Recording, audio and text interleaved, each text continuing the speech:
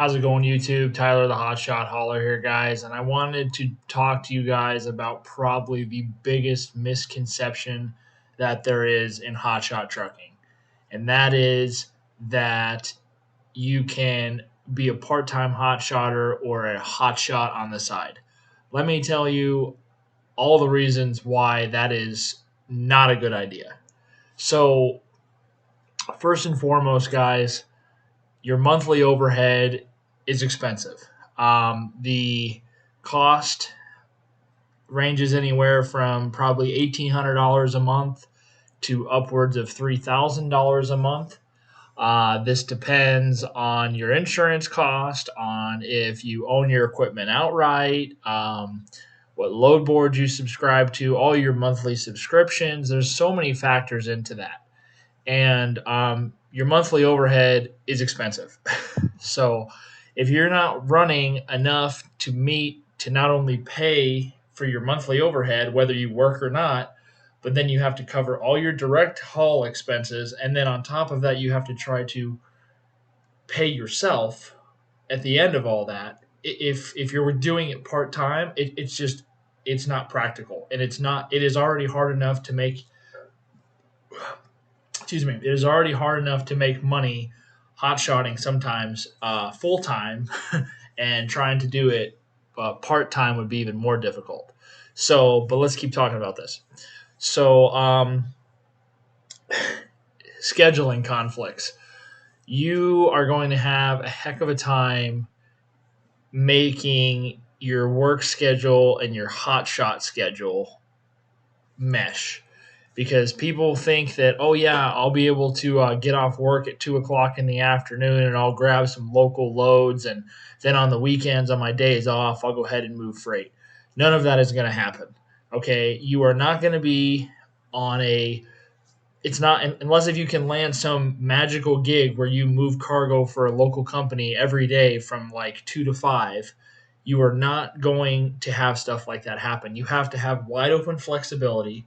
The needs of your local customers, once you get them, is random and sporadic. It's not going to be at set times. And then on top of it, people think they're going to move freight on the weekends. Guys, there's no freight on the weekends. Many people think they're going to get off work on Friday, pick up a piece of freight, and deliver it on Sunday or Saturday, and then come back and go to work Monday. That doesn't work, and it's not realistic.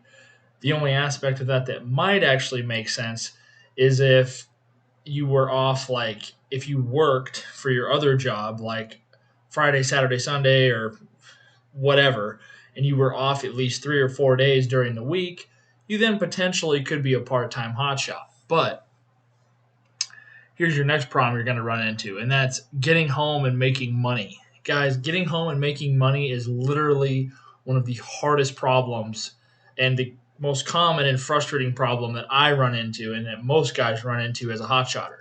That is why so many hotshotters will run the road for weeks and weeks at a time, just like a semi truck driver, so they can make the most money and they can get home and make good money. Okay? I don't do this. I'm guilty of this. I limit my lanes, I limit where I go, and I don't like to be away from home for that long.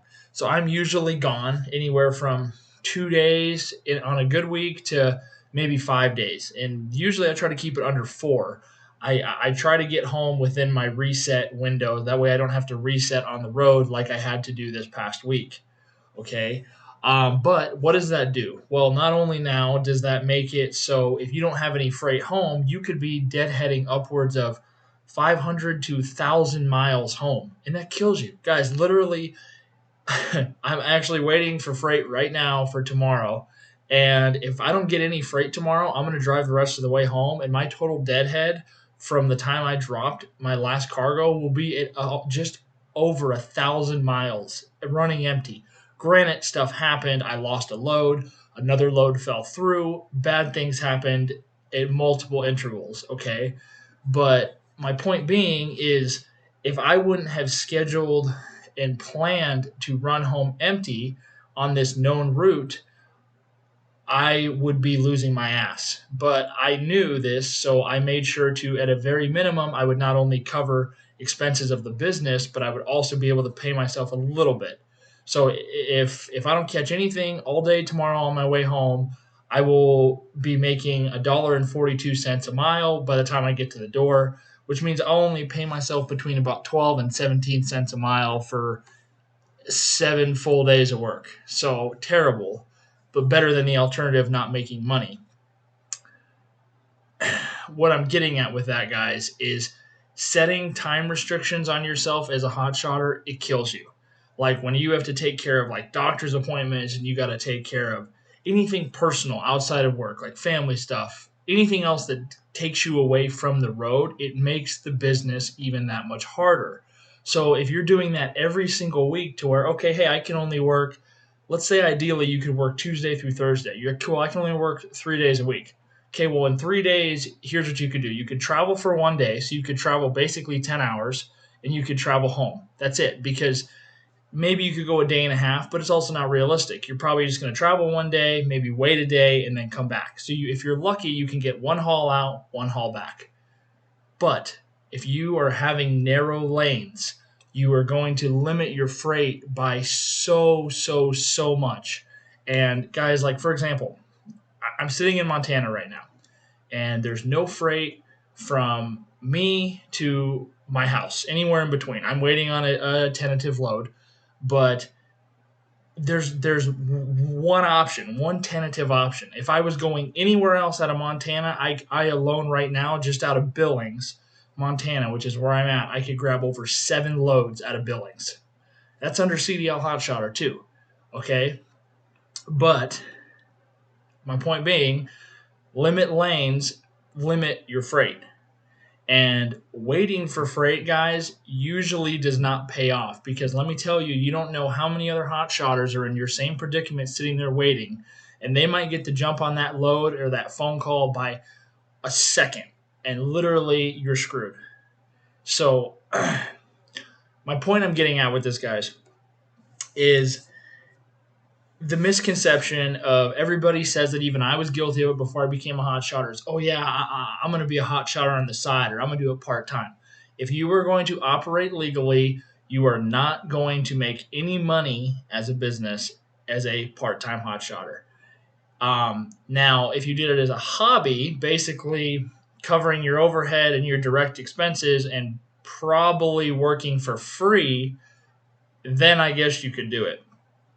But being able to cover your monthly overhead and your direct expenses is probably going to be hard enough if you're only working 3 days a week. If that, I'm just throwing it out there. That is like in an ideal world that you're probably going to even struggle to cover that working 2 to 3 days a week, because you might be able to get freight out of your city because it's always easy, guys, to get freight to leave home. But getting freight coming back home and making money is always the hard part. And that's always the battle that we face is getting home and making money. And if you are doing this on a time crunch, especially like a short time crunch where you don't have kind of days to fluctuate or maybe go to a different state and detour, if you're just running a strict lane like one state away and back, your odds of finding loops where you can make money both ways in such a short amount of time is very slim. I'm not saying it's impossible, guys, but I'm highly advising in my coming up on 8 months of experience of hot shotting that becoming a on the side or a part-time hot shotter is not the best idea. This business is all in or nothing. And unfortunately, guys, that is the nature of it with any business out there. You have to put everything towards the business to succeed. For example, I work 60 to 80 hours a week, and of that, I might only be on the road maybe 3 or 4 days. So, you're on the road for 14 hours a day, and I have all this other stuff to do: invoicing, finding loads, managing the business, taxes, bookkeeping, maintenance, so on and so forth. I could go on and on and on. As an owner operator, guys, it is a full-time job, beyond a full-time job with no overtime pay. So, but guys, that sums it up. If you have any comments or questions or anything like that about hot shotting or anything at all in regards to this video, please don't hesitate to ask. If you enjoyed this video, please shoot me a like and a subscribe and stay tuned for more hotshot content. Thank you, guys.